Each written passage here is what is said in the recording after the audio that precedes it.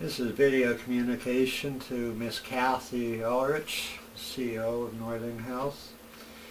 Miss Ulrich, we're here today to discuss the suicide death of Hannh Obed, 19-year-old Smithers youth who hung herself in one of the community trains like this. Miss Ulrich, maybe one of the things you don't understand about Smithers is Smithers, unlike a lot of other communities, actually has a wider safety net system. For one, the Street Kids project is in Smithers, and it provides a very substantial safety net, an additional safety net beyond the government safety nets. From the work we've done and the advocacy work we've done, it's enticed other parents to network and create safety nets. So when Hannah's suicide came along, it drew a serious question. Why has suicide even happened in this community? And what's even more astounding is the fact that Hannh didn't pop up on the Street Kids Project radar screen like she should have. The Street Kids Project has a system called Info Assist, which is an advanced child protection system, which has been used in Smithers for a number of years. It's actually in a pre-crime classification now. It's just really amazing that Hannh didn't pop up on that, and very rare too, I might add. It's for that reason that I launched an investigation into the Hannh Obed suicide to determine why she never popped up on the radar screen, to determine why the recovery resources were ineffective with Hannh.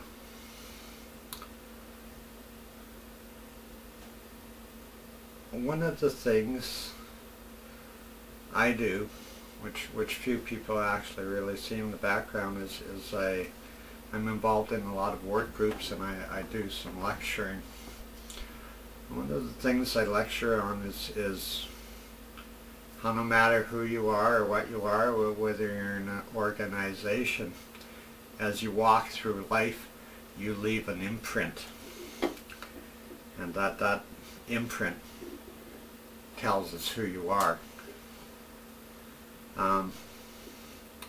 For a very lengthy while, I've known about abuse dynamics within the medical community. I actually research it. And I also know very well, like the back of my hand, the abuse signature that Northern Health has. And that's why you're not getting away with very much with me, because I know your game plan. You know, I can profile dynamics about Northern Health and its abuse dynamics. I know it so well. I can honestly tell you, within the course of 2 weeks, the cause of Hannah's suicide became very clear to me. And if the shoe fits the profile, then chances are we're very accurate within our disposition. The reason Hannh never hit a lot of radar screens is because Hannh didn't fall through the safety nets. Hannh dove under the safety nets to prove a point, and she did. The reason Hannh was proving a point, because actually the suicide attempt before, she was seen at Bulkley Valley District Hospital, and unfortunately someone there, through a slip of a tongue or through mean-spirited or just being abusive, made a simple comment. And that simple comment was, what? Couldn't figure it out? I have little issue Bulkley Valley District Hospital has to hold accountability and responsibility for the Hannh Obed suicide. And once again we see the dynamics of the abuse within the medical system and the damning destruction it has on the community's children in Smithers. Miss Ulrich, I think you need to get a handle on your staff, because these things aren't going to continue. I can assure you of that.